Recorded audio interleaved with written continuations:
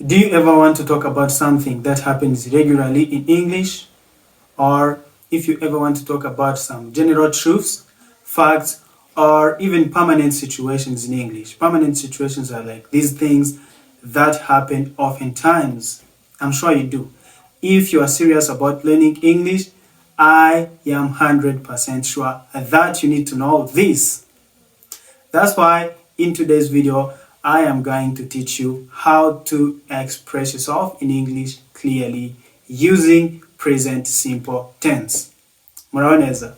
Nari ndimo mbabaza nti ese ujya wisanga ushaka kuvuga nk'ibintu bihora biba mu cyongereza, ibintu by'ukuri cyangwa facts, bya bintu udafite icyo wahinduraho, cyangwa se permanent situations. Hari situations ziba ziri permanent, bya bintu by'igihe kirekire. Urugero, ushaka kuvuga ngo mba aha, hari ahantu buba by'igihe kirekire, cyangwa runaka akora hano, ibi bigenda gutya na gutya. Ushaka se kuvuga kuri facts, ibintu bya bindi tuba tudafite icyo twahinduraho. Wenda izuba rirasira iburasirazuba, amazi abirira kuri degrees Celsius 100, ni ibintu bizwi. Inyoni zigira amababa, things like that. Ibyo rero niba koko ushaka kwiga icyongereza nta kuntu waba utabikeneye. Ni ibintu buri muntu wese ushaka kwiga, not only English, si icyongereza gusa, no mu rundi rurimi rwose. Ntabwo wavuga ko uzi ururimi ibyo bintu batabivuga ngo byumve, cyangwa ngo wowe ube wabivuga abantu babyumve. Niyo mpamvu rero muri ino video tugiye kwiga present simple tense, iyo twita indagihe mu kinyarwanda. Iri somo rero narigabanyijemo ibice 4 by'ingenzi. Igice cya mbere ni affirmative form. Affirmative, turi kwemeza ibyo bintu. Affirmative ni igice cyemeza, niba uri kuvuga ko ibyo bintu biba, ubyemeza. To affirm, kwemeza ikintu. Niba ugiye kuvuga uti mbyuka saa moya buri munsi, that is an affirmative form. Noneho se niba ugiye kubihakana, ugiye kuvuga uti ntabwo mbyuka buri munsi, cyo ni igice cya kabiri. Igice cya gatatu ni ukubaza. Urabaza uti ese bigenda gutya na gutya, nicyo gice cya gatatu. Hanyuma igice cya nyuma cya kane nicyo turi buze kureberamo interuro zigiye zitandukanye bijyanye n'igihe ushaka gusobanuramo ibintu. Niba ushaka gusobanura general truths, ukuri guhoraho kuzwi, cyangwa ugiye gusobanura facts, interuro ziri muri icyo gice, cyangwa se niba ugiye kuvuga permanent situations ziri permanent, bya bintu biba by'igihe kirekire. Icyo nicyo gice cya kane turi bugenda tureba interuro zitandukanye muri buri gice. Ndakugira inama rero yo kureba ino video kugeza irangiye. It's again your teacher Rugwiro. Let's jump right in. Ariko mbere yuko dukomeza, ngira ngo murabizi ko turacyari kwiga dukoresheje uburyo bwa Google Meet. Abantu mushaka kwimprovinga icyongereza cyanyu aho waba uri hose on this world, waba uri muri America, Europe, Africa, Asia, any part of the world, muze mwimprovinga icyongereza cyanyu dukoresheje uburyo bwa Google Meet, aho twiga online turebana. Ufite laptop cyangwa ufite telefone, unyandikire kuri WhatsApp kuri contact ziri kuri screen, hanyuma twige icyongereza.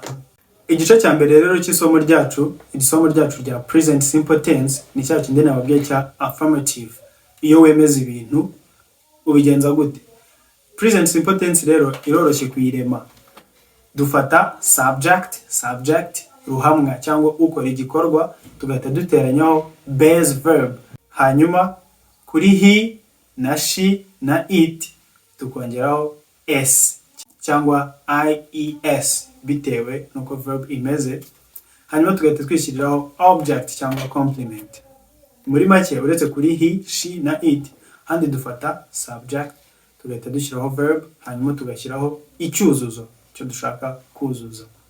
Urugero, I eat breakfast at 7 a.m. Fata ibyo kurya bya mu gitondo saa moya. Murabona ko twafashe subject I, njyewe nyiri gukora igikorwa, dushyiraho verb to eat, ya verb to eat, ako kuko ari base form dushyiraho twakweho to, ita dushyiraho eat, I eat, ita dushyiraho icyo dushaka kuzuza. icyo urya ni igiki, that is a compliment. Breakfast at 7 a.m. nuko nguko tubikora. Subject plus base verb plus object or complement. Object ni ukorerwaho igikorwa. Iyo tudafite ukorerwaho igikorwa muri sentence dushyiraho ibindi dushaka kuvuga. N'urugero, hari sentence yavugaga ngo I love you, ndagukunda. Njye ninjye ukora igikorwa hanyuma ukorerwaho igikorwa cyo gukunda. Iyo you niyo twita object. That is the first sentence. Interuro ya kabiri, you go to school every day. You, subject, go, base verb, to school every day, a complement. Ujya ku ishuri buri munsi. Ndatekereza muri kubyumva. Interuro ya gatatu, she eats rice. Arya umuceri. Urumva ni igikorwa gisanzwe kiba, birazwi ko arya umuceri. Mu bintu atarya rwose umuceri ntabwo uri. Arya umuceri. Ushaka gusobanura igikorwa nk'icyo. Ariko mwibuke kuko ari kuri she twongeyeho s. Yari verb to eat. Twagombye kuvuga ngo she eat rice, ariko twongeyeho s kuko ari kuri she. Aba ari no kuri he nabwo twavuga ko ari eats. Twavuga ngo he eats rice probably every day. Cyaba ari kuri eat ariko ikintu nabwo twavuga it eats rice every day, twongeraho s. Mukibuka ko kuri he, she na it izo s zigomba kuba ari ingenzi. Interuro yacu ya kane, we study English on Monday. We, subject, study ya verb, English on Monday, complement. Icyo twiga ni iki? Twiga Icyongereza ryari. We study English on Monday. Urumva ni ibintu bihora biba, bya bindi nababwiraga. This is something that happens regularly. Ni ibintu bihora biba. Buri kuwa mbere twiga Icyongereza. Interuro ya gatanu, he speaks French.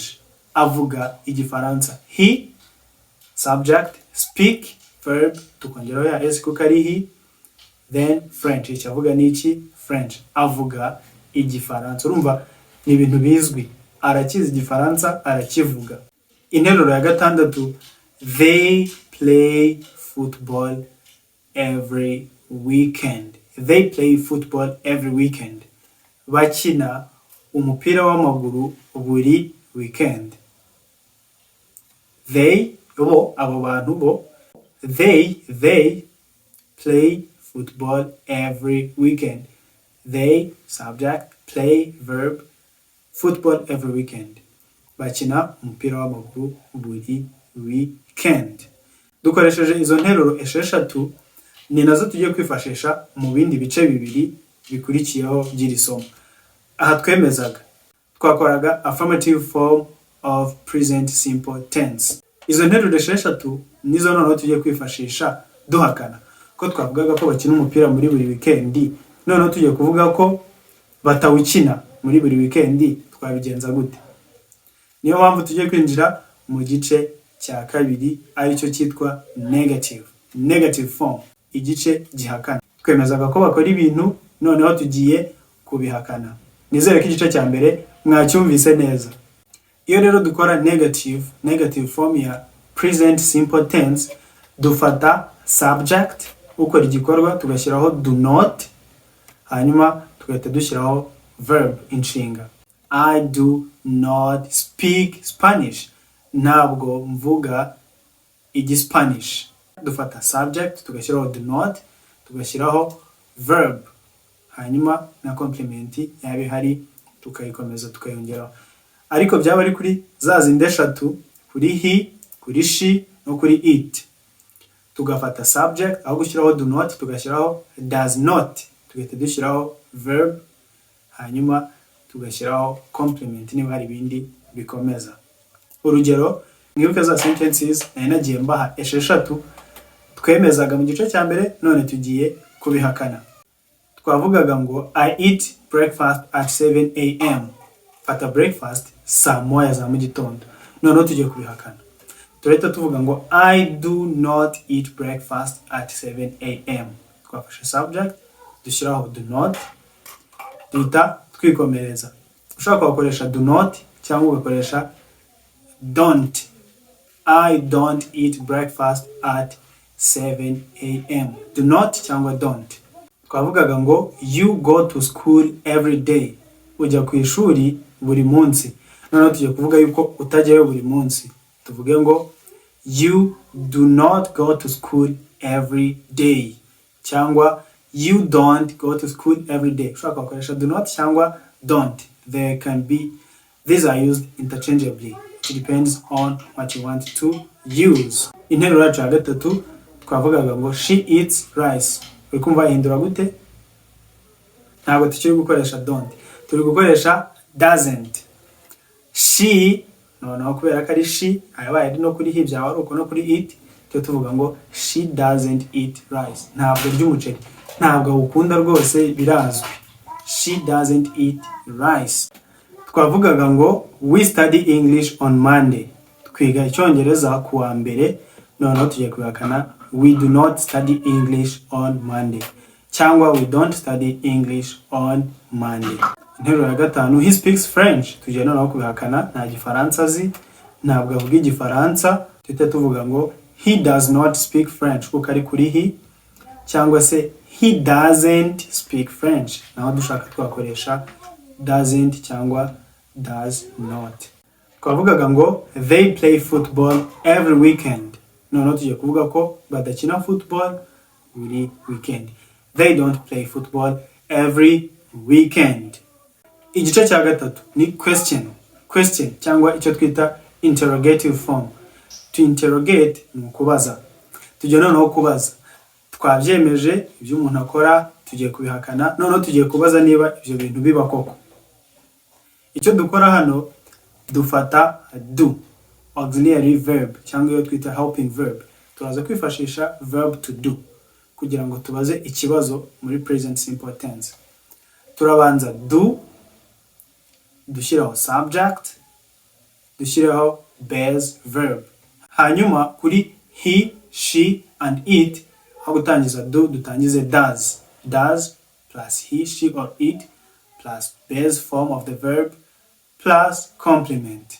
Ku nteruro yacu ya mbere tuvuge ngo do I eat breakfast at 7 a.m. Ese mfata breakfast at 7 a.m. saa moya za mu gitondo. Interuro ya kabiri do you go to school every day? Do twabanje do dukurikijeho subject dukurikijeho base verb cyangwa base form of the verb hanyuma complement. Do you go to school every day? Twavugaga ngo she eats rice. None bibaye does she eat rice. Kane do we study English on Monday? Do we study English on Monday? Ese twiga Icyongereza ku wa mbere. Does she speak French? Ese avuga igifaransa? Mwibuke kuri igihe twemezaga kuri affirmative kuri he, she na it kuri verb twongeragaho es cyangwa ies. Izo s rero ntabwo hano ziba zikenewe muri interrogative form. Niyo mpamvu twavugaga ngo he speaks French ariko hano ntabwo tuvuze ngo does he speaks French ahubwo turavuze does he speak. S ntabwo tuyikeneye. Does he speak French? Lastly, do they play football? Do they play football? Ese bakina football? Do they play football? Ukibuka ko every time you're asking you have to maintain the interrogative tone. Ugomba gutwara ijwi ryawe nk'umuntu uri kubaza. Do you speak English? Urumva ntari kubaza. Bitandukanye no kwavuga ngo do you speak English? Cyangwa I speak English. You have to make sure your tone is asking. Ugomba kumenya yuko uri bukoresha ijwi ryawe nyine nk'umuntu uri murabaza. Igice cyacu cya nyuma tugiye kugenda tureba interuro ebyiri muri bya bice bitatu by'ingenzi bigize present simple tense nababwiye. Urugero niba tugiye kuvuga ibikorwa biba buri gihe, actions that happen regularly. Cyo gusobanura ibintu bihora biba. Hari umuntu uhora ujya ku rusengero buri ku cyumweru. Ibyo bintu bihora biba. Wenda yitwa Mukamana, ni umukobwa, ntabwo dushaka kugarura izina rye. Twahita tuvuga ngo she goes to church every Sunday. Ajya ku rusengero buri Sunday. Natwe dukunda gukina umupira muri buri weekend. Twebwe nje n'abandi ahita mvuga ngo we play football every weekend. Ibyo bintu bihora biba muri buri weekend. It happens regularly. We play football every weekend. Ikindi gice, general truths, kwa kuri kuba kuzwi. Urugero, birds have feathers. Inyoni zigira amababa. Hari wabihindura se? That is general truth. It's a fact. Cyangwa ukavuga ngo Rwanda is in East Africa. U Rwanda ruri muri East Africa. Ibyo ngibyo n'ukuri kuzwi nta n'uwabihindura. Cyangwa ushobora kuvuga uti the sun rises in east. Izuba rirasira mu burasirazuba. That is a fact and a general truth. Ushaka kuvuga se permanent situations, bya bintu by'igihe kirekire. Urugero, niba hari umuntu uba nk'Kigali, ntihaba rwose birazwe, tuvuga ngo he lives in Kigali. He lives in Kigali. Cyangwa tuvuge yuko hari ibintu bihora biba hano kuri ino channel. Hano duhora twiga Icyongereza. Tuvuga ngo we study English on this channel. So dear students, this is all for our today's lesson. I hope that you have understood each and everything as I was trying to explain them to you. Niba rero isomo wabonye ari ingirakamaro, uze kubitwandikira muri comment section, uduhe like, ndetse n'abatarakora subscribe, mukore subscribe. See you in the next lesson. Bye bye for now.